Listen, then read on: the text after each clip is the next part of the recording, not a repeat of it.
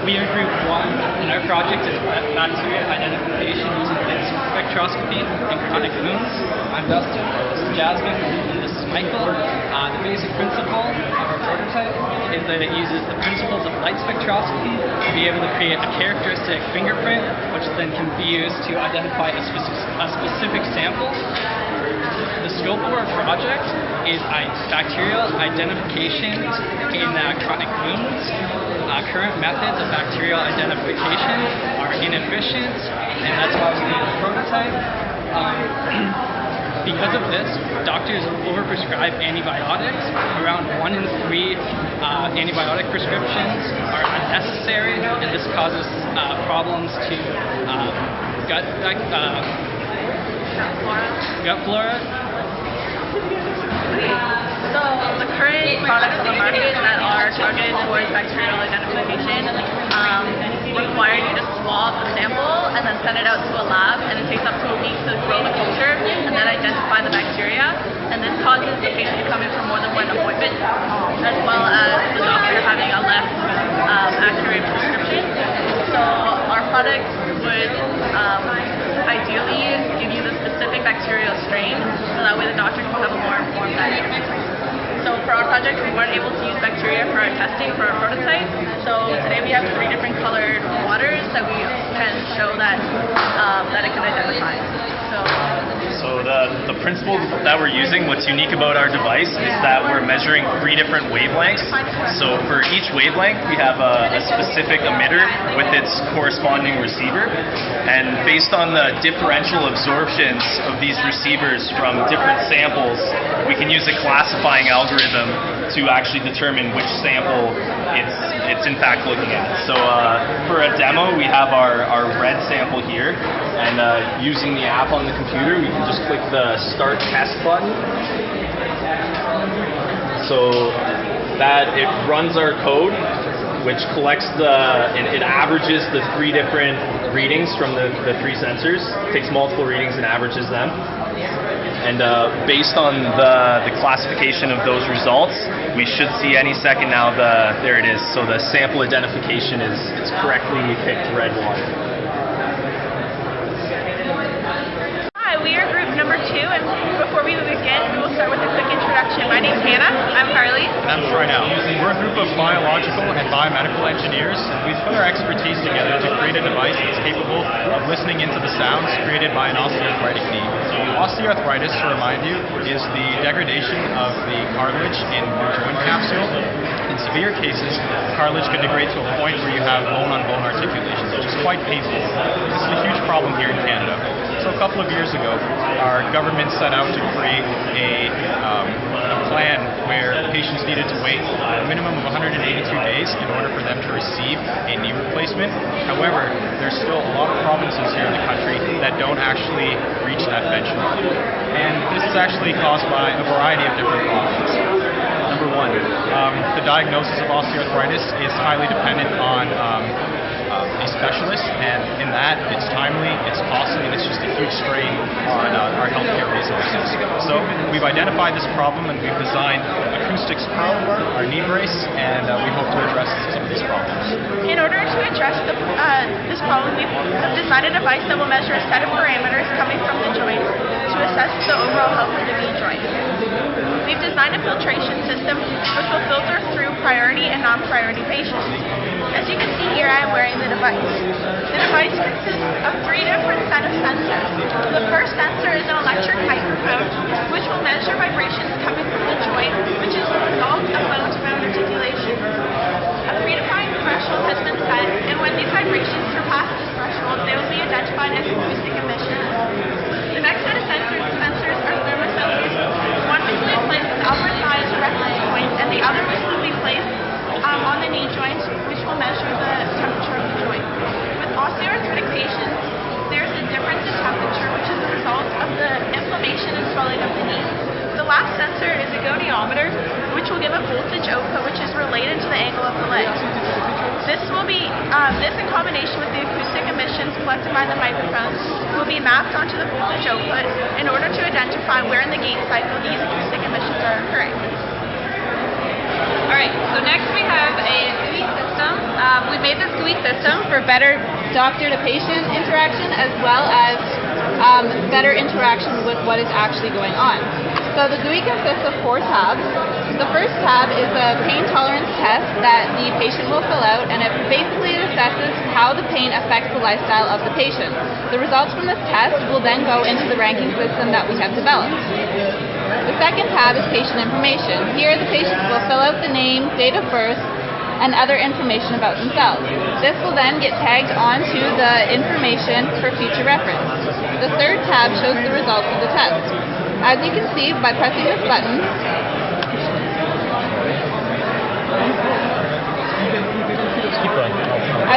when you press this button, the acoustic emissions will show up here. And this will help for the patient and doctor interaction.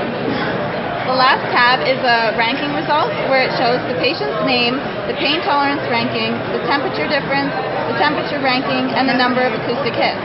This graph then shows the acoustic hits mapped onto the gait cycle. This button here shows the overall ranking of the patient. The ranking system is ranked out of 100, so the higher the number that you have, the worse condition that your knee is. So therefore, if I had a higher number compared to Hannah, I would be able to get my imaging first than Hannah would. This would then filter out the patients, and the ones that need the imaging will get the imaging. Thank you for listening. We are group number 3, and our project is aquacheck. There's a lot of uncertainty when it comes to water distribution systems, when we distribute water to households. The water gets contaminated a lot of times when it makes its way to houses. For example, changes in pH and total dissolved solids can have drastic effects on water composition as well as taste. Changes in electroconductivity causes a change in taste, whereas, for example, low pH causes an increase in corrosivity, whereas a high pH causes the water to be hard, and electroconductivity affects the taste. What's currently on the market are apparatus that you can use to measure those parameters, but they are not autonomous. What we are providing is a device that will measure those parameters, which users can put, for example, at their pipes in their household under the sink, for example, for more accessibility, so that it autonomously measures those parameters and notifies the user through an LCD screen and a buzzer whenever there are changes in those parameters. Coming here a little bit closer, I'll talk a little bit about how our prototype is actually functioning. Here, the blue probe is our pH probe. We have it set to with parameters for 7 to 8.5 pH, and this will be our designated safe range, in which case if it is exceeded, our device will output on the LCD that the pH is unsafe and it will buzz. In a similar fashion, the electroconductivity sensor here will measure the parts per million of total dissolved solids in the solution and take the temperature into effect, as the temperature leads to a 1% change in electroconductivity for every degree change. Furthermore, our device is battery operated and it goes to sleep whenever it is not taking samples. Samples are automated to be done every 2 weeks, but can be overridden, just as I will do right here, so that the user can test the water if they ever have suspicion for the water to be contaminated. The battery is projected to have at least 100 days of life. So I'm going to talk a little bit about the marketing analysis now. So our target audience for this device specifically is homeowners that want to measure their water quality on a consistent basis without having to do it themselves manually. So the global environmental monitoring market is supposed to reach $20.5 billion by 2020, which is a very large number in the next 5 years. The reason why this is going to stand out among other devices in the industry is that this device measures it automatically on a consistent basis once every 2 weeks, and then notifies you if there's an issue with your water quality. So when there is an issue with your water quality, it will buzz you and it will tell you on the screen what is wrong with your water quality. So one of the reasons why this huge growth in the market is happening is there is an increased demand for devices that measure water quality, such as this device. And other applications for this device would be filtration systems, pool monitoring systems, any other systems that need water quality checked. And so that's why ours is stand out in the market. Thank you very much for listening. So we're group number 4. My name is Andrew. This is my partners Anthony and Brian. Our prototype design is a proof of concept for non-invasive glucose monitoring. As you may not know, diabetics are 8% of the total adult world population currently, and this number is expected to rise to 13% by the year 2030. Blood glucose monitoring is essential to those living with diabetes who had complications from hypoglycemia, hyperglycemia, drops and spikes in blood glucose levels. Complications that can be associated with these incidents are shortness of breath, vomiting, or long-term can be strokes, blindness, heart attack, or even death. And so now Brian will talk about the markets. So when we brought up this project, we tried to focus on a non-invasive method. The majority of methods right now are invasive or semi-invasive. And the ones that aren't invasive, that are open to the public, are just a supplement to invasive methods. So they act as basically an aid to help you monitor in between actually taking a finger prick. Another thing we focused on is the market's growing. As the market grows, because of the number of people getting obesity, the number of people with type 2 diabetes is also increasing. So we try to focus on how the healthcare system is going to react to a product like this, as well as how an end user uses this product. And the price of our product right now stands at $1,000. And currently people are using about $1,500 a year on the invasive methods. And by decreasing this product, like this cost, we're going to promote people testing themselves at the correct number of times a day, which is currently not up to par. And now Anthony's going to talk about how this is done. Yes, certainly. The idea behind the project is that we're using near-infrared spectroscopy to actually correlate blood glucose values in the end user. So just like a blood oximeter where you would actually have a near-infrared and a red LED going through your finger or your earlobe, we take that same system and add an additional sensor for glucose. And correlating the values from blood, we can actually get an estimate of blood volume. And when we know how much blood volume there is, in tandem with how much blood glucose there is, we can get an accurate understanding of how much blood glucose exists at that time. And so we use a low-pass and a high-pass filter for the signal. Issues with SNR are kind of the biggest ones, but this is what the final product actually ends up looking like. And we would clip it onto an ear, much like this, and it would read out a value on the screen itself. And a little bit of noise right now, and that's kind of the bigger issue. Testing is ongoing, but certainly that is the principle, and this is a proof of concept. I'd like to thank you for our time. We're group number 5. I'm Matthew. I'm Kelly. And I'm Austin. And we're proud to present to you the Preemptive Medical Observer. Now, the population of Canada is about 14% elderly, which is 65 and above. 90% of these live in their own private residences, with about 43% living alone. These individuals are more prone to stressors like falls, heart attacks, and strokes, and may not be able to ask for help if they so desire, especially if they're living at home. This increases the amount of time it takes for them to get the help that they require, and we hope to remedy this problem with our device, the Preemptive Medical Observer. Okay, so by measuring the temperature, heart rate, and GPS location of the user, the Arduino will sense the outputs and send them via Bluetooth to an Android app, which will then send a push notification to the loved one if the vital signs are outside their recommended ranges. From this, the loved ones can see where their patient is and how far away they are. Austin. So I'm just going to give a quick rundown of the market and business analysis. So as Matt mentioned, the Life Alert service is the main competitor to this product. Unfortunately, there are situations where the user is unable to press their button, if they are unconscious, in too much pain, etc.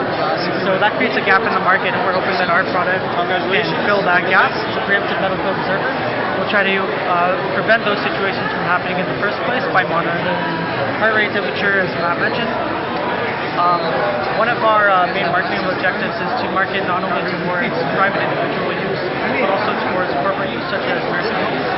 We'd like to try and sell in bulk at $500 per deal and serve to make profits from $2,000 to $4,000. And then just a quick demo. So he's currently wearing the device. And then here you can see the temperature and heart rate, and then it'll say what the problem is and GPS, which is it. Thank you so much for watching. Ladies and gentlemen, my name is Abdul, this is Chris, and this is Derek. We are group number 6, and we are presenting our automated plant health monitoring system. In order to maintain plant health, we need to test its nutrients, we need to test the amount of sunlight it's getting, and other factors as well. In order to have an organic plant, many people tend to use a lot of fertilizers and chemicals to get to the optimal plant health. However, in time, this could affect the plant. We were planning to design a reliable and efficient system that is carryable and works with Bluetooth, chargeable, and efficient for small householders, small gardens, and small farm scales. My colleague Chris will explain more about the sensors that we chose and why we chose them. On our circuit, we have 3 different types of sensors. One is the soil moisture sensor, the temperature sensor, and the light intensity sensor. The soil moisture sensor is hooked up to the pump. The pump will turn on when the soil moisture is below 70, and it will turn off when the soil moisture is above 70. The light intensity sensor, measured in lux, will trigger the LED to turn on when there's complete darkness, as seen as displayed, and when the hands are moved away, the LED will turn off, indicating that there's not sufficient light. And a temperature sensor, when the finger is placed on, will display the changing temperature, as can be seen right here. And now my colleague Derek will explain how the circuit works. So I'll explain the functionality of each sensor and how we program them. So first of all, we'll be measuring moisture. If it's less than 70%, the pump will be activated. You may ask, why do we choose 70% moisture levels? 70% moisture levels are the average between shade-intolerant plants and plants that are used to warmer and more dry conditions. So in order to do this, we take the soil sensor, we calibrate it at complete 100% moisture and water, and then another reading at air. And then we use a known value to solve for an unknown to measure soil moisture. Secondly, our light intensity sensor will measure light intensity in lux. And as a reading here for a parameter, we're picking 200 lux, such that when 200 lux would simulate a shaded condition. Additionally, some plants require more sunlight than others, and this can be a parameter that can be changed according to different plant species. Lastly, our temperature sensor is programmed to output degrees Celsius and Fahrenheit for the user. And in addition to that, it can be calibrated by a 10 millivolt per degree C voltage scale factor. So a little demonstration now. So as you can see, the pump will be activated when the soil moisture sensor drops below 70% moisture using drip irrigation methods to water the plants. And the relay will be deactivated when the moisture is adequate. And simulating the light intensity sensor, if we simulate shade, we'll have an LED activated as a warning signal as long as the shade is present. And we can see an increase by applying heat to the temperature sensor that would slowly approach body temperature on the surface. And now we'll explain to you a portable application. So the application is connected to the computer, and it pretty much spits out the same numbers that the computer application gives you, where you can use this and use it for Bluetooth, or you can use your phone to monitor your plant health instead of actually using a VC. That's all, and thank you very much for listening. Did you know that asthma is one of the most overlooked and ineffectively monitored health conditions in youth? It is estimated that over 6.3 million children suffer from asthma, and the prevalence continues to increase each year. Furthermore, if symptoms are untreated, severe health conditions can occur, such as asthma attacks, psychological disorders, and even fatalities. This is why TSK Innovations has developed cutting-edge technology to help monitor asthma. Currently, there is no available commercially technology out there for asthma. There are prototype devices that are in the developmental stage. However, these devices, prototypes, require a very high power consumption, are very high in cost due to their complexity, and are not very user-friendly. So our proposed design solution will offer a very low-cost, affordable option for parents and children alike. Imagine a child is on the playground, unsupervised, and begins to experience symptoms which would indicate an imminent asthma attack. With our device, the parent and child will be immediately alerted to take the necessary measures to prevent the asthma attack from occurring. Our device is to be worn around the chest and will measure characteristic asthma symptoms, such as wheezing, hyperventilation, and elevated heart rate. Our device consists of 3 sensors, including a microphone, accelerometer, and pulse sensor, which will measure the characteristic systems. Once these sensors detect that the variables are changing in such a way that would indicate an imminent asthma attack, warning messages will be displayed on the serial monitor, LEDs will light up, and the buzzer will sound. TSK Innovations hopes to increase awareness of this debilitating health condition and also reduce hospitalization rates, school and workplace absenteeism, and increase overall quality of life for the user. Another major benefit is that this device is an integrated system, which means that it does not require any other external devices. Using real-time feedback, the user is able to personalize their calibration and their alerts. The device also records long and short-term health trends that can be accessed by their medical healthcare practitioner. So this ultimately eliminates the need for the asthma user to keep an asthma diary. The main advantage of working with TSK Innovations as a startup company is that we will provide one-on-one technical feedback on how to use your asthma monitor. A lot of people around the world have a lot of difficulty growing plants. I know I do. I kill one about every week. So what we wanted to do is make an optimized plant growing system for people like me who can grow high-value plants in the comfort of their home with little effort.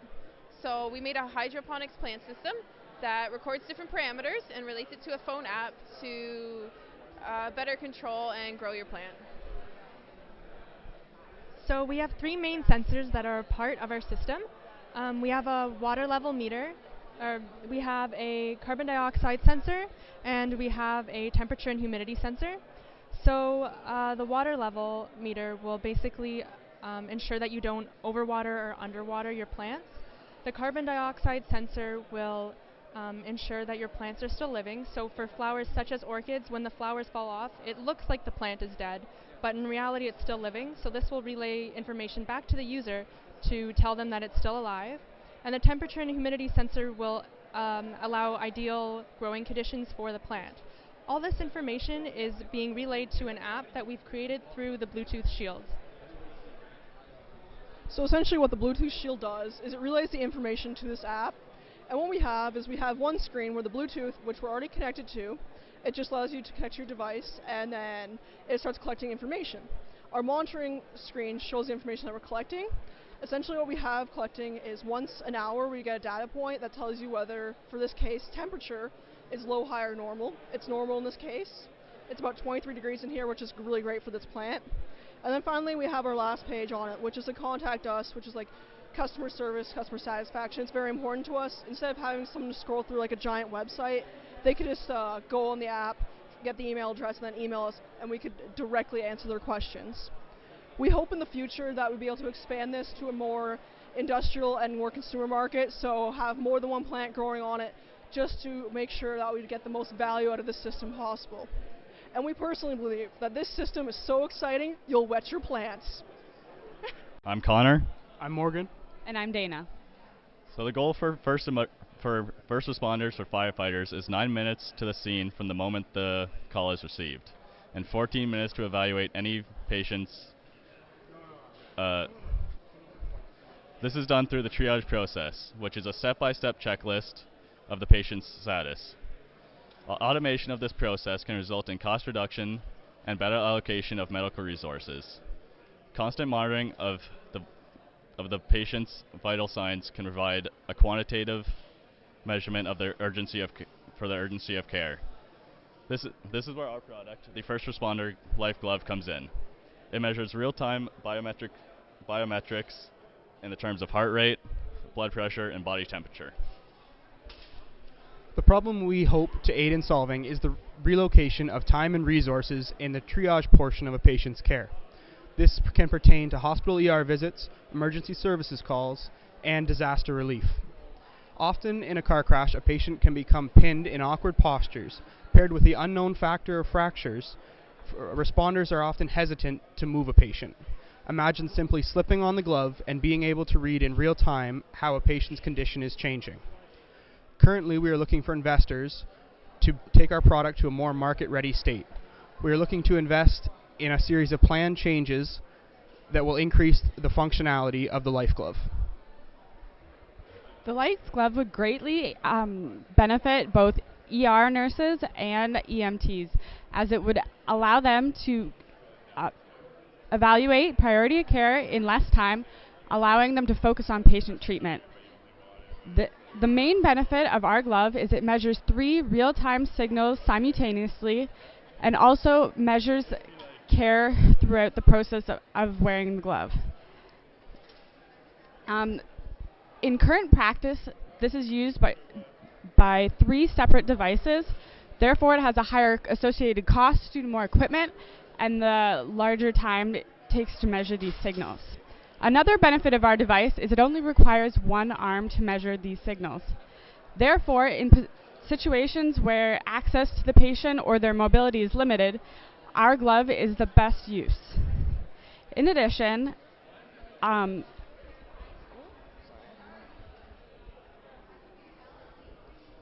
another advantage of our glove is it displays the data on an LCD screen on the outside of the glove. This is beneficial in situations where Wi-Fi and cellular reception are limited, such as disaster relief.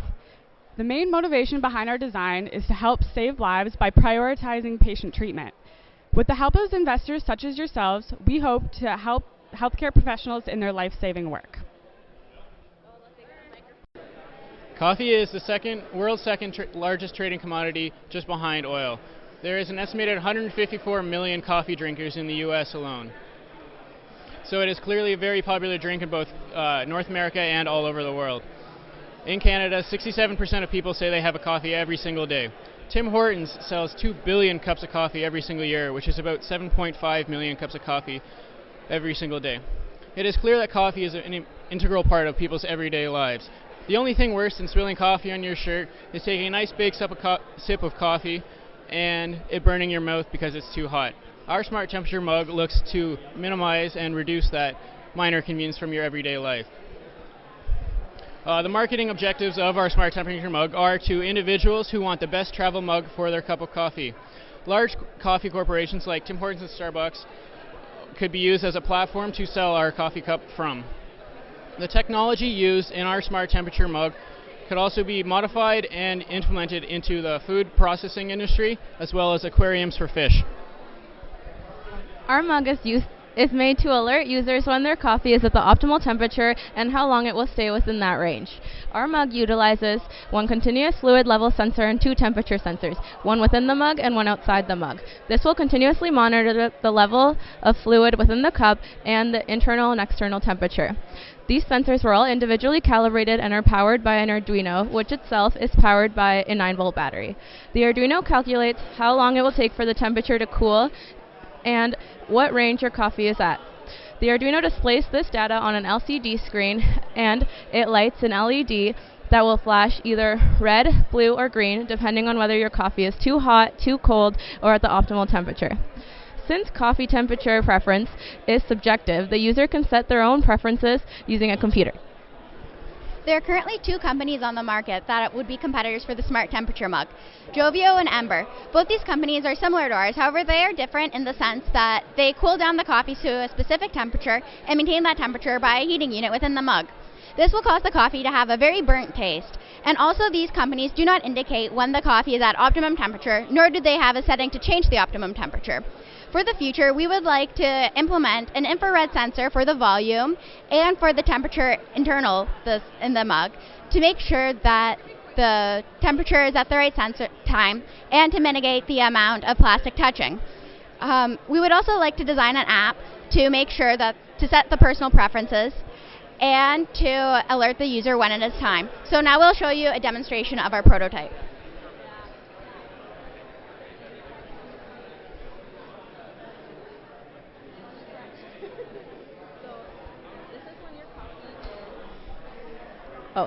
This is when your coffee is too hot. It'll tell you the temperature and how long you have to wait. In this case, 116 minutes.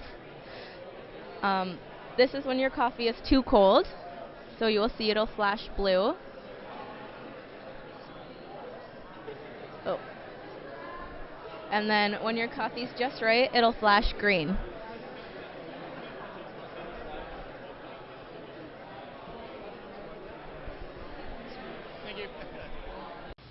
Hi there, my name's Hannah, this is Heather, and this is Harrison. And our project is Atlas, a transmitting local awareness system. This device is intended to assist visually impaired individuals with the navigation of their environment. The final prototype incorporates ultrasonic, infrared, and temperature sensors into various headwear styles such as this toque. This provides auditory and tactile feedback regarding relative locations of obstructions. Atlas can either be used independently or in conjunction with other aids such as white canes or seeing eye dogs. While marketing this to 285 million visually impaired people in the world, we will begin sales in North America. Following this, we will eventually expand into international markets as 90% of people with visual impairment live in developing countries. Our design will be priced lower than current related technologies and is estimated to be a price of approximately $315. Intended to be functionally robust, lightweight, and discreet, customized models will be manufactured to meet individual clients' needs regarding distance parameters and aesthetic function. The Atlas interface makes an easy operation, allowing intuitive use by a wide age range of users. Having distance sensors operating in 3 directions on the front, right, and left sides of the head, Atlas offers the most relevant range of obstacle detection in terms of a dynamic environment. Tactile feedback provided by vibrating motors allows for discrete operation while maintaining clarity to the user with the option of audio outputs. Atlas is designed to provide a simpler method for the visually impaired to navigate their surroundings and introduce ease into everyday activities. So presenting the function of Atlas, Heather is introducing the power to the system.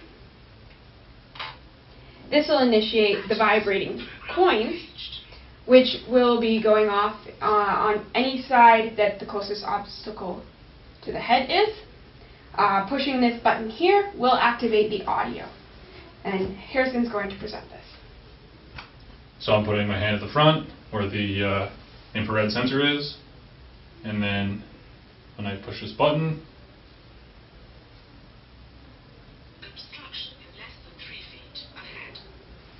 and then it goes back to the discrete mode as soon as the button's no longer pressed. And then I'm going to put my hand on the right sensor and then push the button again. Obstruction in less than 3 feet to the right. And again, returning back to the discrete mode of operation. Thank you. Hello, and welcome to this live demonstration of the Reef Reader, which is an in-situ monitoring device for assessing the health and risk of coral bleaching for coral reefs. My name is Philip. These are my colleagues Brian and Jeff. So what exactly is coral bleaching? Coral bleaching has everything to do with the algae that lives on top of the coral. This algae provides food for the coral itself in return for a place to live. Problems, however, arise when the light intensity or temperature of the reef environment goes out of the homeostatic range for this algae. This causes the algae to produce a lot of oxygen, which is dangerous to the coral, and therefore the coral must expel it in order to survive. The problems arise after this because the coral loses its pigmentation because the algae is gone, and it also loses its food source, causing the coral to die. This causes a lot of problems because it results in a decline in the biodiversity within our oceans. This is so very important because our coral reefs hold 1/4 of the biologic elements in our oceans, and those elements can be used for treatments of diseases such as cancer. So we quantify the risk factor of the coral reef by measuring 3 environmental parameters, and these are the temperature, light intensity, and the depth of the reef. So we quantify these using the 3 sensors: pressure sensor, light intensity, and the temperature. And then, so these are then logged to the SD card. The system can be deployed for up to 15 days at a time on a 9-volt battery. And after the 15-day time period, the data can be collected from the SD card. And as shown here, the data is coming in real time. So in actuality, the data will be collected at 1 data point for each 60 seconds. And this is what's used. So the data can be collected faster, but it will result in a depletion of the battery faster. So talking about the market impact and analysis for this project, the global market size for environmental monitoring technologies is $20.5 billion US. 1/3 of this is directed exclusively toward water resource monitoring. So our revenue for our company will come across with contracts with government agencies who wish to monitor the health of their reefs. The minimum contract is for 2 years and a minimum of 100 reef feeder units. One reef feeder unit costs $120 per unit.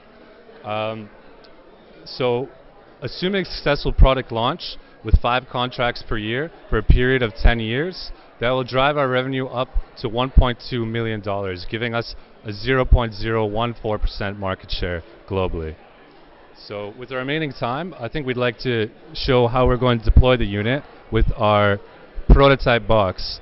In actuality, this device will be watertight and it will be deployed to the bottom of the coral reefs. It won't interfere with the reefs, but it will be anchored to the seabed and use the buoyant force to remain in place. So, we thank you very much for tuning into our presentation, and I hope you enjoy. Hello, my name is Jacqueline. I'm Natalie. And I'm Tori. And together we created Serenitech, a wearable panic attack tracking device. If you've ever experienced a panic attack, you are well aware of how frightening an ordeal it can be. For those of you who have never experienced a panic attack, they are seemingly reoccurring out-of-the-blue feelings of extreme fear, which may be accompanied by physical manifestations of anxiety, such as an increased heart rate, shortness of breath, and sweating, just to name a few. There are currently 6 million people who suffer from panic disorder in the United States alone. In addition, 3.7% of the worldwide population will suffer from panic disorder at one point in their lifetime. Panic disorder greatly affects the day-to-day lives of individual sufferers as well as those closest to them. Interestingly, a recent study has shown that physiological changes may be detected up to an hour before the actual onset of an attack, adding to the idea that panic attacks can be predicted. Alright, so as you can see, I'm wearing Serenitech right now, and it's kind of cool because we live in an exciting time. There's actually less of a stigma around mental health, and that's causing more people to seek treatment. Also, we're seeing a giant wave of new development in wearable technology, so we decided to kind of look into the market and see what we could see for panic attacks. So we found some sensors that are non-portable and not used for every day that are specific to panic attacks, but they're used for treatment methods. We also found some generic stress sensors that can be worn around the wrist, such as Fitbit and Zenta and Feel, but these are not suitable for panic attack wearers because they just are used to track daily stressors, which everyone has a certain amount of stress in their life. Panic attack users have a higher thresholds for each of these parameters.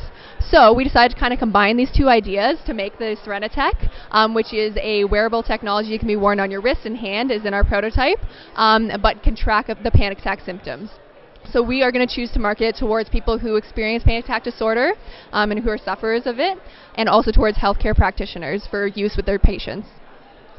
Alright, so as Natalie said, this is Serenitech, so it's worn as a glove and measures your temperature, galvanic skin response, and pulse rate. So it's connected via Bluetooth to the computer, which then tracks each of these parameters on the graphs in real time. And these parameters are then measured against our personalized baseline, which allows the overall stress rating to be determined. So each one is on a scale of 0 to 10, and then the overall stress rating can go up to 30. So yeah. So I'm going to take a deep breath to demonstrate what happens under stress conditions.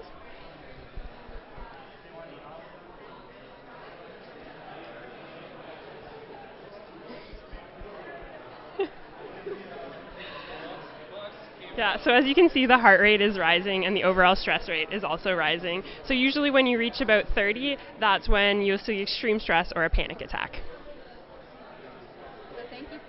So thank you very much. For listening. Hi, my name is Nicole, and these are my colleagues, William and Merlin. We are here to present to you our product, Pup Sheets. Did you know that in today's day and age, 25% of patients in Canadian hospitals still suffer from some form of pressure ulcer?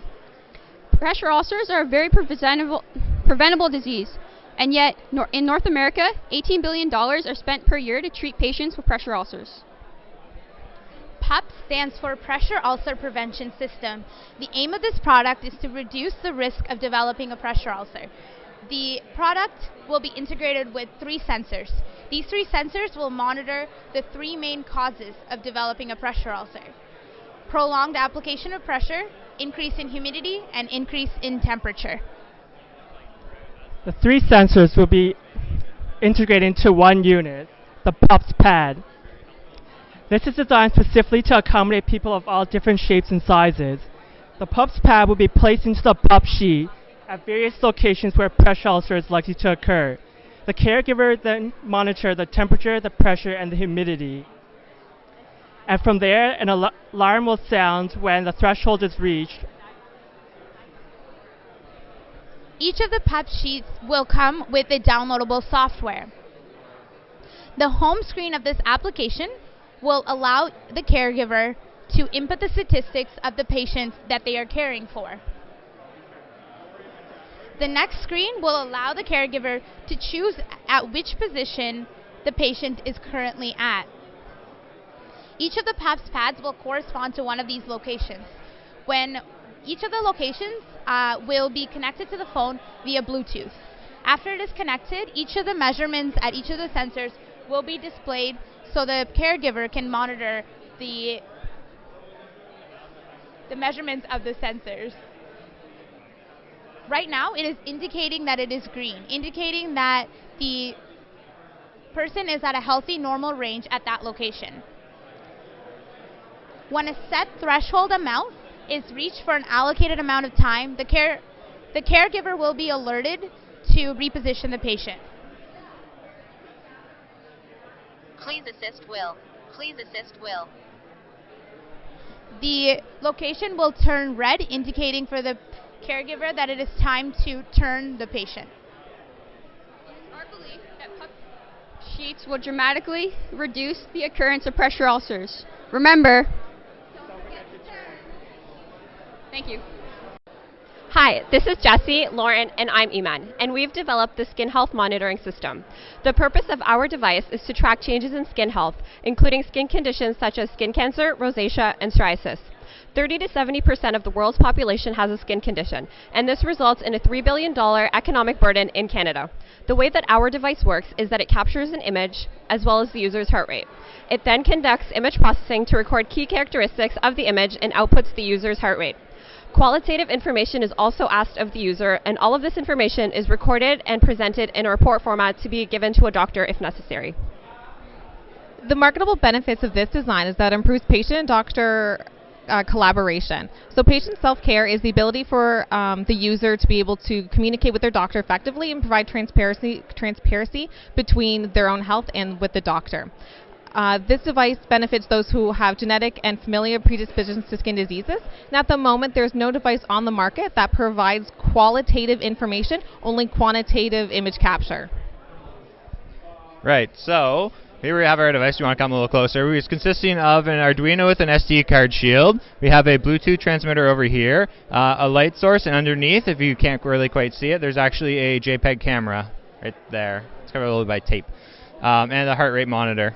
So the way our image is going to work is so the first thing is I ask for is the heart rate monitor. The red flash will indicate everything is done by a push button. So you push the button when you're ready to start taking information, and the heart rate monitor just goes on your thumb like that, and it'll start capturing that information, and it'll start writing it to the SD card. So that should take about 10 seconds to be done.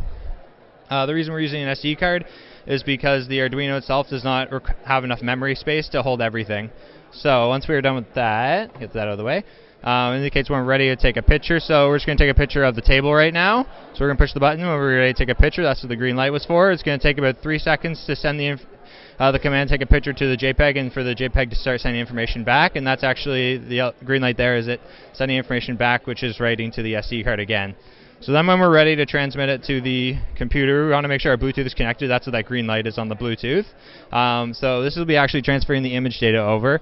So we're using a serial capture terminal to capture all our images. And so what we're doing here is, when we're ready, we're going to hit the push button. And that's going to transfer our image over. You can see that was about 5,000 characters. So then we're going to save that. And then we are going to essentially send over the pulse data as well. That'll be 50,000 characters, but that takes a few more seconds, so we're just going to move ahead. Right. All right, so we're using a MATLAB program to run it. So the MATLAB program is going to ask you a few questions that your doctor would ask you, as well as output some information. So it's going to ask you, is it painful? Is it oozing, and is it itchy? And it'll output 2 pieces of information. One is the pulse rate data, which can be seen here, and the rest will be, here's a bunch of images, including there's the picture of our mole and our binary image. This was actually taken with our device, and it'll also output information such as the perimeter in pixels, the diameter in pixels, and the heart rate beats per minute. Music therapy is used as a way to help stroke patients regain their mobility. This is done by playing music while the stroke patients are walking so that they can improve their speed and stability. Currently, no devices exist that provide real-time feedback from the patient to calculate the tempo required of the music. So we decided to design a device that would do this in order to help the patients have a smaller recovery time. To do this, we use sensors. We aim to use sensors to calculate the required tempo to stimulate the motor system in the brain. So similar to our product is an application by Spotify that matches the music tempo to the running speed of runners and joggers. So our device works in the same way, except our target market is rehabilitation centers. So we would first start by selling our product in Ontario, where our company is founded, and then we would expand nationally across Canada to help the 430,000 Canadians living with the effects of a stroke each year. We would then, with potential success, push our market further internationally. So as you can see behind me, our prototype consists of 4 components, and the cost of each component can be seen in the table on our poster. The table also shows the cost of the components when purchased in quantities of 100 and how the cost is reduced. Our future implementation of our product would consist of a more powerful microcontroller to eliminate the need for 2 Arduinos, and we would also strive to get a more accurate pulse and ultrasonic sensor. Based on the cost of our future model, we would sell our product for $230, giving us a comfortable profit. So if you want to take a look at our prototype, you can see that we've got 2 Arduinos working here. The first Arduino is devoted solely to sensor input as well as signal processing. The 2 sensors that we're using are the pulse sensor, which measures the exertion of the patient, as well as the ultrasonic sensor, which measures the time that it takes for the patient to take a step, as well as the standard deviation between those steps.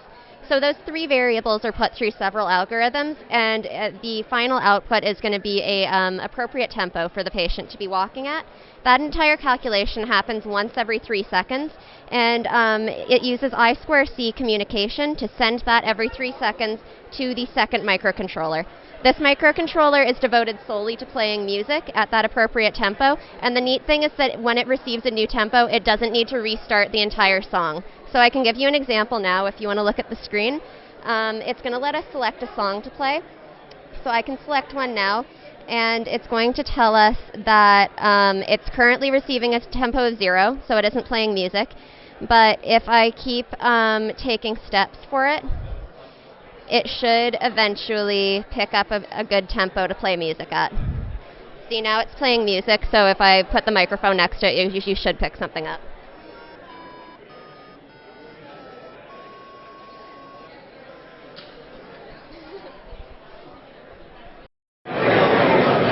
CPR. It's a globally recognized and taught procedure that can save the life of a victim that suffers cardiac arrest.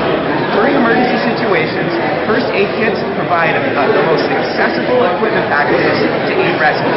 However, in these first aid kits, there's a general lack of technology that can drastically improve saving a life. We, looking to develop a compact, intuitive, and quickly implemented system that monitors in real-time feedback of the compressions being administered and gives the rescuer a reliable first aid companion.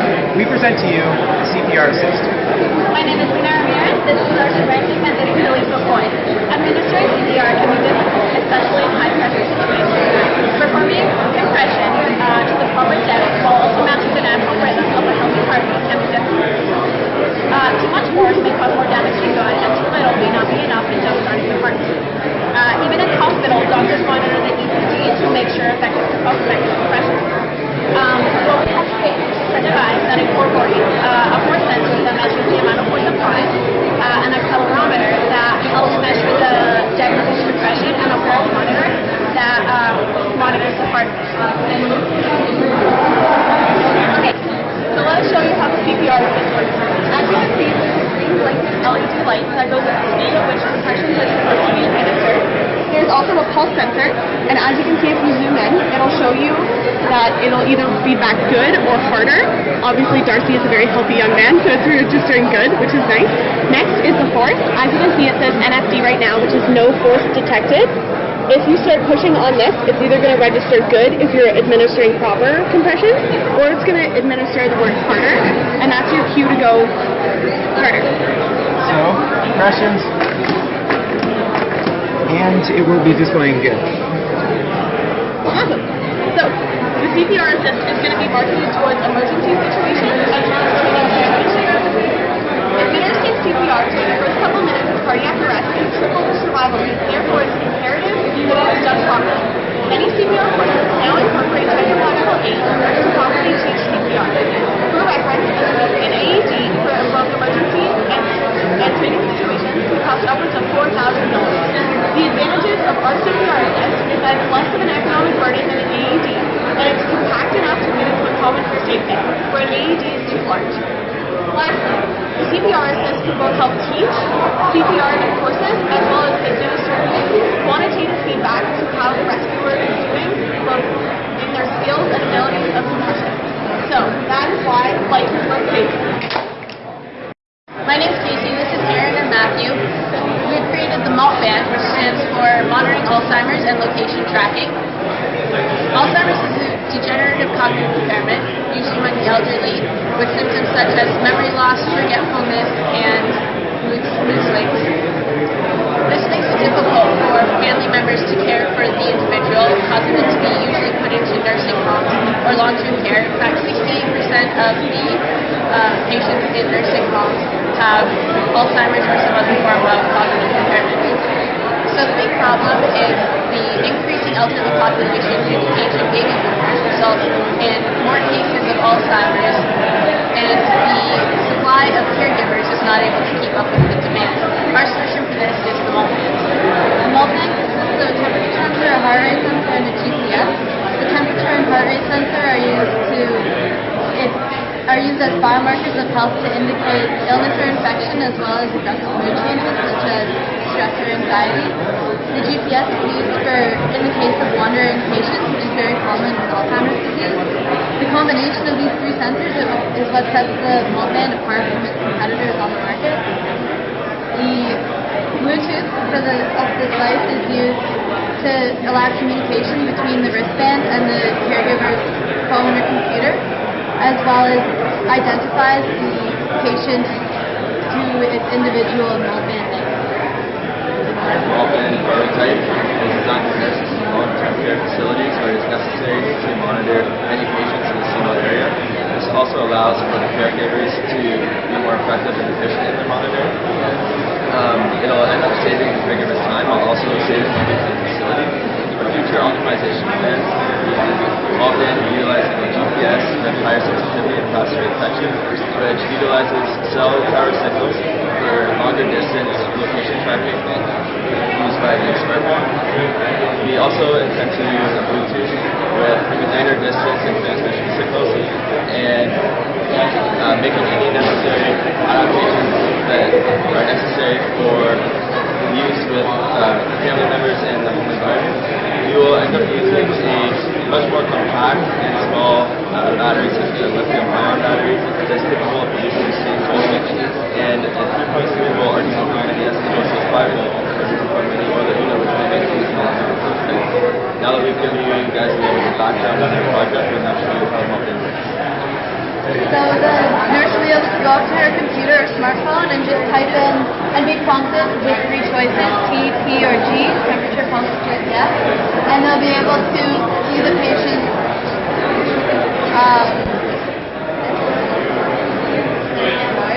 patient's temperature, pulse, as well as location.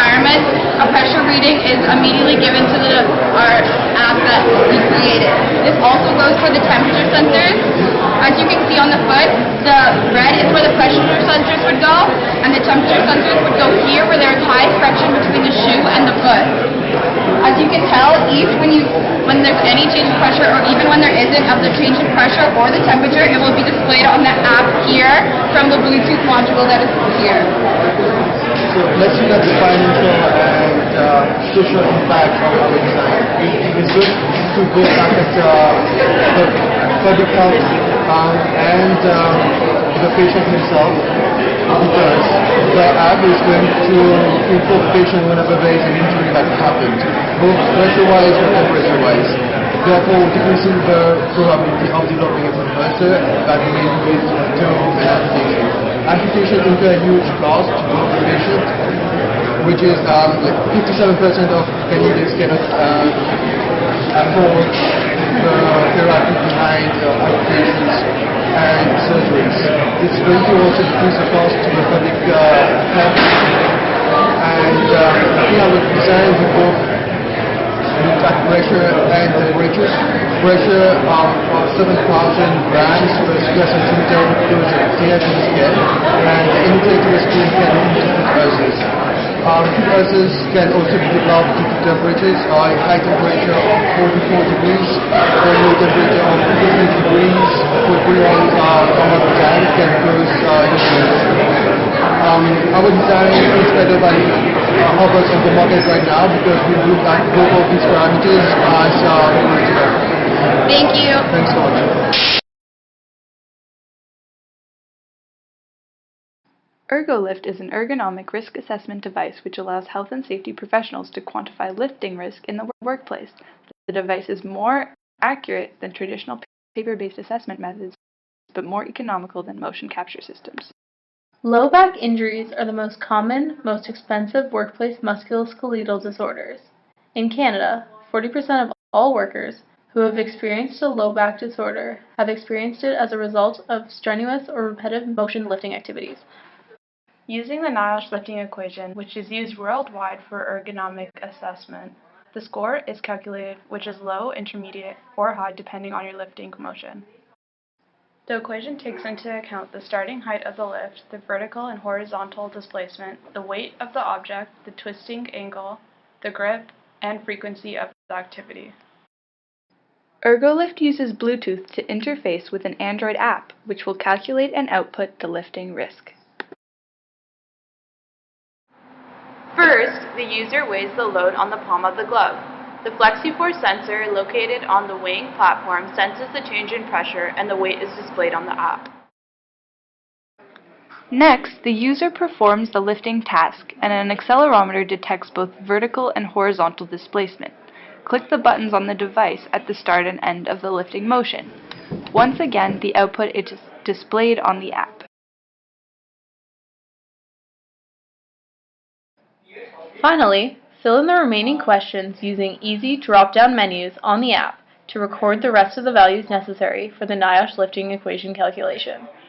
Page 1 of the survey asks for height from the ground at the starting position, duration of the task, length of the rest periods between the lifts.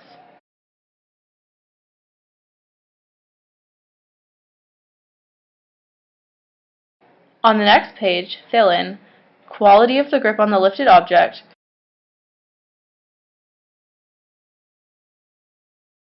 and the torso angle twist.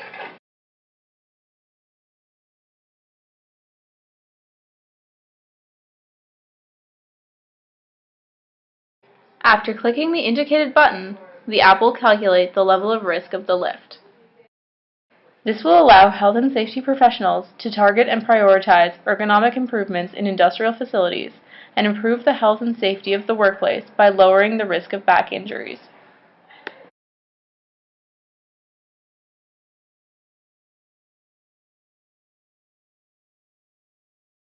Hi, we're the Posture Position Edition design team, and we've created a device called the Situp Getup. We noticed that a lot of people spend most of their day in the sedentary position, and they report acute and chronic lower back and neck pain. This is a direct result of poor posture in the sedentary position, which translates into poor posture while standing. Along with this poor posture and acute and chronic pain, there's other health risks, such as an increased chance of obesity, an increased risk of getting type 2 diabetes, and an increased risk of getting different types of cancers. So our device corrects your posture, which will be demonstrated by my colleague here, Steve. Our device works by providing the user with visual feedback as to whether or not their posture is in the correct position. We have identified 3 key conditions, which are the back, so back contact with the chair, neck alignment with the spine, and weight distribution that's even while seated. We have done this by using 2 types of LEDs, green and red LEDs, and the idea is that the green LEDs dictate the individual conditions and show whether or not they're within the set range of values, and the red LED is the total condition, and it will turn off once all the previous, like the 3 other conditions are met. So when they're all in their acceptable range of values, the red LED will turn off and it'll be all green, indicating that you are, yes, in the correct posture. On to John. So in terms of the user, as to who will be using this product, we estimate that there is a large market for our product just from the recent study that came out showing that no matter who you are as a North American, regardless of age, gender, or occupation, you spend at least 60% of your waking hours in the sedentary position. This means that there is a huge market, but it also means, and therefore a huge opportunity, but there also means that there are some major threats from competitors. There are some big companies in the ergonomic game already, but we hope to undercut them through one of our main strengths of the product, and that is the fact that we don't require any replacement of existing ergonomic office infrastructure. It is simply an addition to the existing chairs that you may have at your workplace. This means that we can undercut their price by approximately 10%, and we believe that will help us with our marketing. Overall, we are convinced that through brand promotion and the further promotion of postural awareness, we will be able to drive sales and help people live happier and healthier lives. Thank you for listening. Goodbye.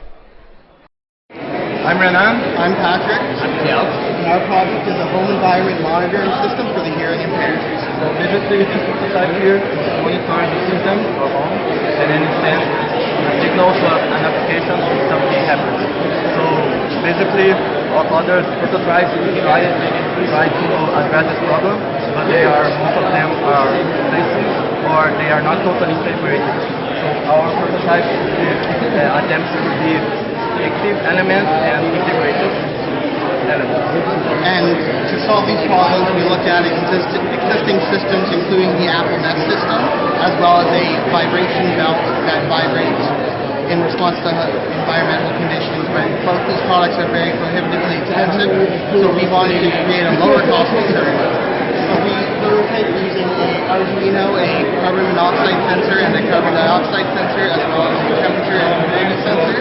All of these sensors have a good detection range that output values for a home environment. So our system sits underneath the wireless healthcare devices, and the market for that is expected to grow from $32 billion to $163 billion US dollars by 2020. So the Nest device fits under there, uses wireless communication to monitor the environment and then alert the user, but it's only through cell phone. So what fails in that respect is that it cannot be used by someone who's hearing impaired. If under certain conditions, they may not actually be alerted. And then we also look at other devices from silent communications, which is the vibrational belt we talked about. And that device is actually cost $300 per complete set, and just the belt itself costs $150. So we can make ours for $70, and then if we sold for $150, that would be appropriate considering other devices on the market. And so we intend to communicate with the Canadian Hearing Society. They sell products out there for hearing impaired, and ours is unique underneath the collection that they have and being a wireless system, as well as we can communicate with the Deaf Society and the Provincial Hearing Impairment Society. This will be our hope to sell at least 10,000 at least, generally, because from the numbers we expect that there are actually more than 10,000 people who are currently deaf. And although our system is designed primarily for the hearing impaired, it can also apply to a wider audience as well. We also have developed an application that shows the monitoring system output to a phone, and when an alarm goes off to following environmental conditions, the light switch from green to red and vibrate the phone. Thank you. Hello, I'm Nico. And I'm Nicholas. I'm Carlos. We are Group 24, and I want to start with a very simple question. Do you ever wonder how your parents are doing home? How they are doing? If they're fine? Did you know that hypothermia is a factor that affects people over the age of 65 just by sitting at home? Over 16,000 deaths have occurred in the past 10 years due to hypothermia. And not only have they been done by outdoor enthusiasts, but just by elderly people sitting at home. So what we want to do is we want to create a system that will detect heart rate and temperature through an integrated tube that they can wear. So we are currently marketing this device to the elderly population as well as outdoor enthusiasts and anyone in general who likes to spend long periods of time outdoors during the winter. So when we did our market research, we found that the wearable technology market was worth about $30 billion, and the GPS personal tracking market was worth also $26 billion. So with that in mind, we found that they were having more than millions and millions of sales in these markets. So we decided that we would be able to sell at least 10,000 units during the first year. We found that it costs around $40 to manufacture our device, and we're looking to sell it currently at $80. Our next steps are to incorporate satellite transmission into our device, so we will not have to use a smartphone to display the distress text. Carlos now will give a brief demonstration of how it works. No, this is all the device. This is our device. We have over here the infrared temperature sensor, the pulse sensor, and everything is connected over here, the Bluetooth sensor, GPS. Now I'm just going to demonstrate how it works. We've developed an app that will show the functionality of the app. So this should snugly fit inside the ear. Why we chose it to be inside the ear is that way the temperature readings are accurate. Now this one fits in the earlobe, over here. And so now we should be able to connect to the device via Bluetooth. And as we see, we're connected. So we're getting that right now. We're getting temperature readings. Should be over here. As soon as I adjust it, it should update over there. So see now the temperature has sort of risen, and this is our device. So we have a GPS antenna over here. With the GPS, we're going to send a distress signal to whoever your contact information is. And this is the way we want to make it more of an emergency system rather than a health-based system. All right, thank you very much.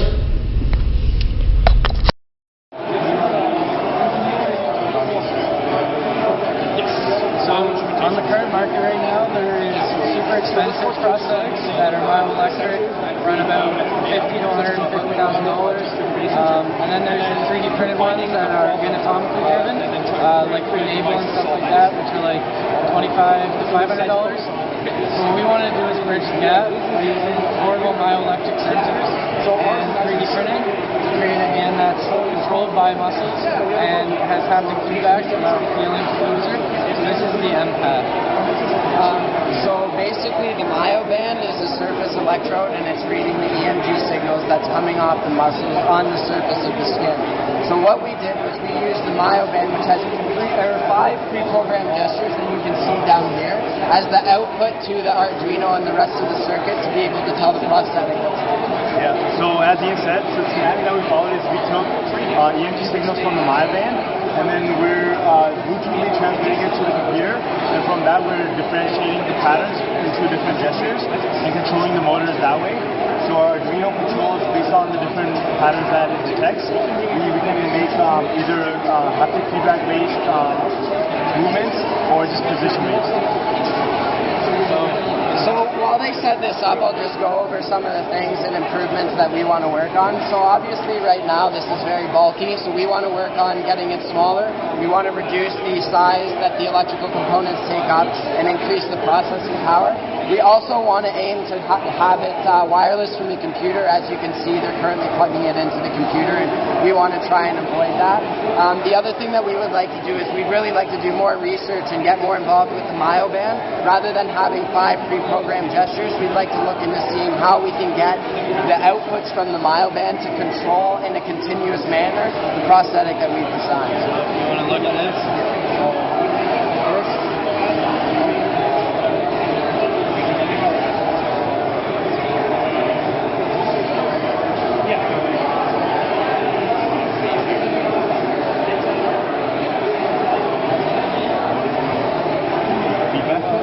So if you want to look at haptic feedback, when I do a shake hand position, it won't want to hurt the person we're shaking the hand. So if he applies pressure to one of the sensors and you feel here, it will vibrate to let him know. When I do, so now it's vibrating. And it'll also stop the motors so that it doesn't hurt someone or break an object. Thank you.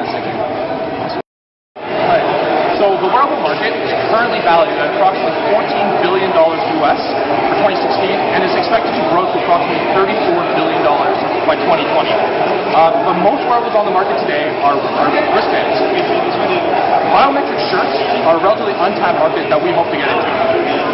So although wearables are a really big market right now, most of the focus is on improving the user's overall health and making them lead a more active lifestyle. However, there's little focus on optimizing the workouts themselves.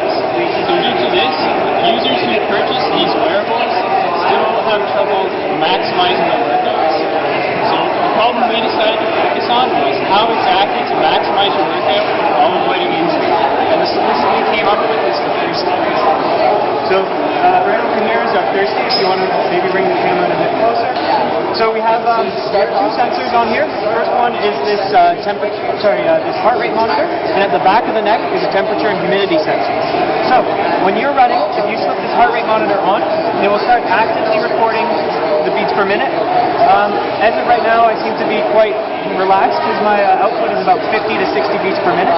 However, its output to this green LED here, as my heart beats, that light goes off.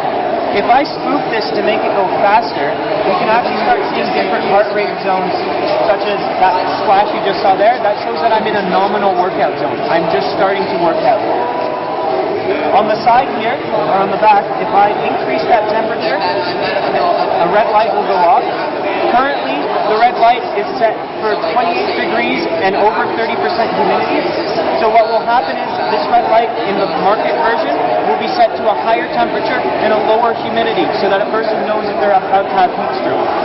If I increase the humidity here, like that, this blue light goes off. This blue light in the final product would obviously be set to a higher humidity as well, such that when a person is running, they would be able to know if they need to drink some water or not. So this is the Thirsty. So the Thirsty costs $10 per unit to manufacture and will retail for $70 US.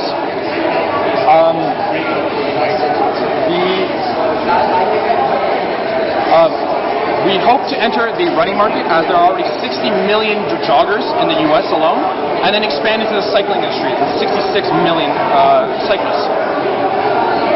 We also are going to work on building a long-term relationship with our customers as we hope to become a known brand in the wearables and become leaders in biometric shirts. So, just to conclude, future iterations, we'd like to move the heart rate monitor into the chest, not on the sleeve. And we'd also like to add logging features to the monitor so you can plug it into your phone or have it connect to your phone and you can just download an Excel sheet of what you were working out. Awesome. Thank you very much. Thank you. I'm Zach, this is Mark, and that's Travis, and our project is an automotive interior safety protection system. So basically this product consists of 3 sensors: temperature, carbon dioxide, and carbon monoxide, and it was built on the intention of making the interior of your car more safe, because there's all sorts of safety precautions put in place for the mechanical aspects of the car, but people have very little knowledge of what the air quality actually is in their vehicle and what the temperature's displayed, but there's no way to alert yourself. So our sensors are all connected to a mobile app to alert the owner of the vehicle when any of the conditions become dangerous. In terms of marketing this product, we're looking at targeting the everyday consumer and someone who just wants to improve the safety of their vehicle. Moving forward, the direction of this industry is probably going to move into integrating the system directly with the car manufacturer. Hyundai actually in 2015 came up with CO2 sensors that will roll down your windows or turn on AC when CO2 gets too high. So that's what we're going to look to transition into eventually. Travis can talk a bit about the sensors and more of the technical information. Right, so as Zach mentioned, we have a temperature, carbon dioxide, and carbon monoxide sensor. The way we have those integrated is they are connected via analog inputs to an Arduino to feed data to the app. All the sensors have a threshold range of when dangerous levels of either sensor get reached. Once they get reached, a signal will be sent to the phone to let the owner know, or the driver know, that unsafe levels of either the temperature, carbon dioxide, or carbon monoxide have been reached. Then from there, the driver would ideally go to their car, like if they have unattended with a high temperature, roll down their windows, do something along like a notification. We have all of our sensors calibrated with safety data from various sources and government agencies that determine the safety regulations for hot temperatures, carbon monoxide, and carbon dioxide levels, and we have those integrated into our circuit. Now, Mark can go over a brief demo of how our app works. Alright, so the app itself is pretty simple. We just have a display of the temperature, carbon dioxide, and carbon monoxide data, and essentially once the carbon dioxide or monoxide exceed safe levels, an alarm will go off on your phone. Maybe it triggers a piece of electric speaker, and that alerts the driver as to precisely when the conditions in their car are unsafe and they need to change the signal. So if someone wants to blow on the CO2 sensor, you should be able to see it change in ppm. And you can see the ppm's increasing. Below 400, we can't measure it well, just due to the limitations of the sensor.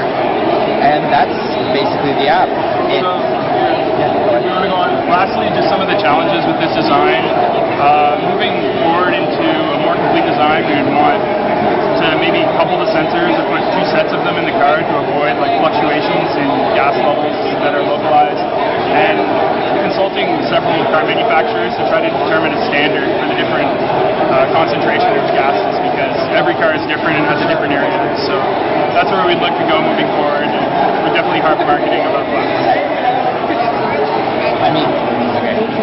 Another issue we actually have, another thing we could focus on is improving the cost of the whole product, or well, decreasing it, that is, and also decreasing the amount of power it uses so that it can be made more and more mobile and more discreet. So ideally, we'd be looking on the market for leading edge sensors and technology that are cheap and require very little power and work well with our system. Thanks. Have you ever wished you could get muscle gain without strenuous exercise? Hi, I'm Luke. I'm Gavin. And we are presenting a novel technology known as the tablet instrument feedback system.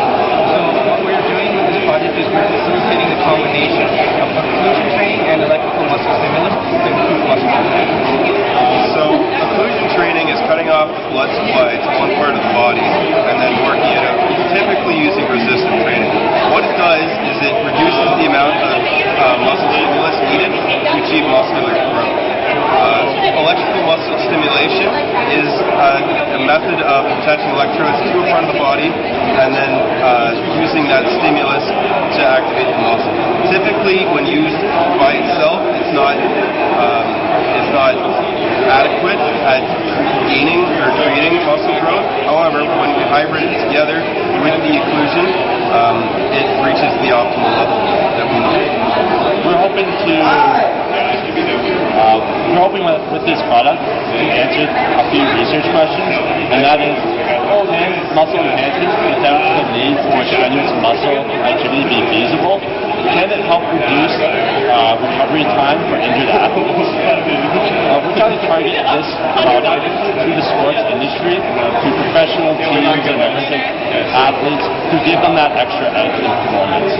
We're also trying to sell this product to the medical practitioners to help reduce injury time for athletes. So now we'll demonstrate our product. So basically how this works is this is a system that reads in, is meant to read in the muscle oxygenation levels in the muscle that's being worked out, and it alters the pressure in the cuff accordingly to keep that oxygenation levels in preset space. So I'll just kind of run through it as we go through. Typically, your muscle oxygenation level will be at 100%, as you can see on the screen here. The motor will turn on, the pressure will increase. Once it gets to about 120 millimeters mercury, which is the measurement that we're using, it'll drop below 90% muscle oxygenation. We have our balance set between 80 and 70, so once it hits 80%, it'll slow down the motor to try to optimize the time in that zone. If it goes below the 70% threshold, it'll actually turn off the motor and it'll start decreasing pressure in the cuff to get you back into that zone.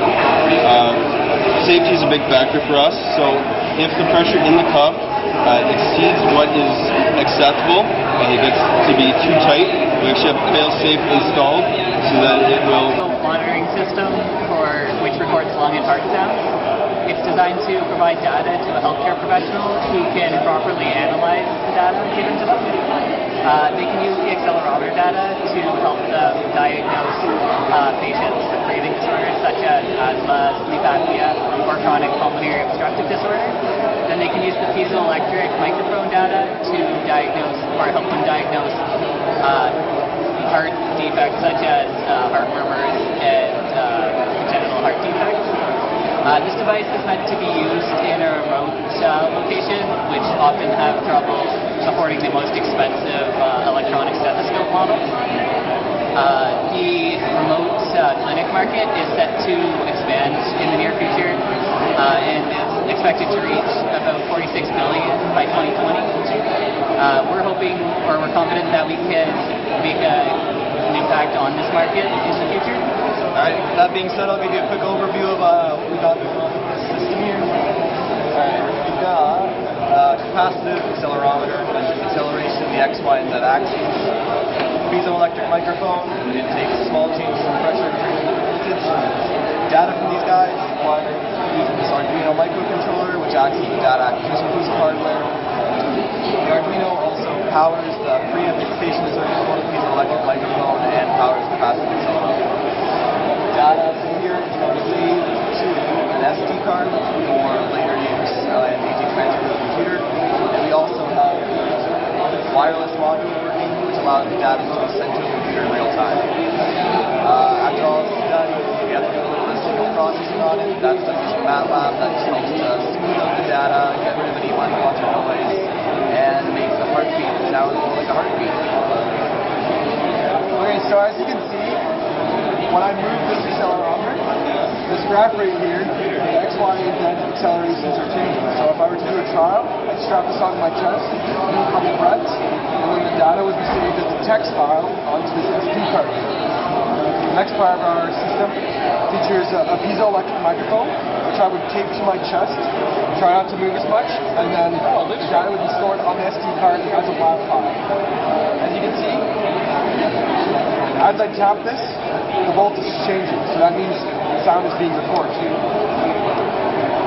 We think we can compete with other electronic stethoscopes in the market, mainly because we have an SD card which allows things to be saved offline and used for later usage.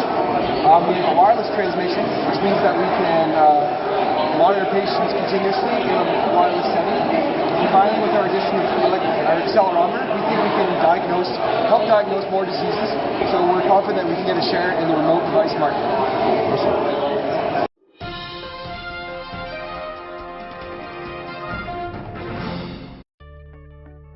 Hi, my name is Satminder. I'm Navalpreet. And I'm Shanaz. And together we're SNS Co., an engineering company that specializes in medical devices. Our mission is to develop a monitoring device for newborn babies. This device is specifically targeted towards anxious first-time parents or parents of premature babies. Every year, 29,000 babies are born before full term and require extra care even after being discharged from hospital. 10% of those are at risk of sudden infant death syndrome, the third leading cause of infant death in the USA alone. To help minimize the chances of this syndrome and help anxious parents feel more at peace, we have developed an infant home monitoring system. This device uses a series of sensors calibrated at specific biometric parameters of infants to help the parents monitor their infants' vitals during sleep. This device will link up with a mobile app via Bluetooth, where the sensor's output values will be displayed on a user-friendly interface. The sensor data is categorized, and values falling out of the normal range will trigger a notification to be sent on the parent's phone so that necessary precautions can be taken. The specific sensors we are using are temperature sensor, a pulse sensor, and a carbon dioxide sensor. This is the prototype of our device. Here, you can see a lily pad temperature sensor, a carbon dioxide sensor, and a pulse sensor that feed through an Arduino microcontroller board that in turn transmits all the outputs via the Bluetooth module to the mobile app. The Arduino can be run on a 9-volt battery source, and for functionality purposes, the heater in the carbon dioxide sensor is run on an external 12-volt adapter.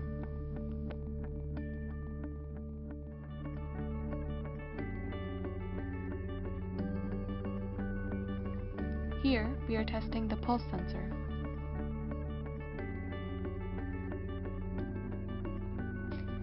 Using the MIT App Inventor 2, an Android app was developed.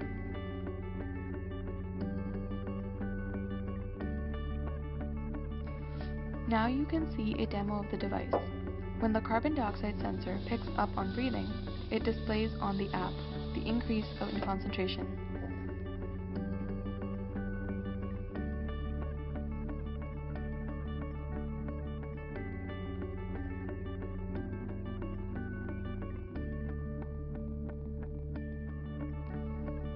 The same is done for the pulse sensor.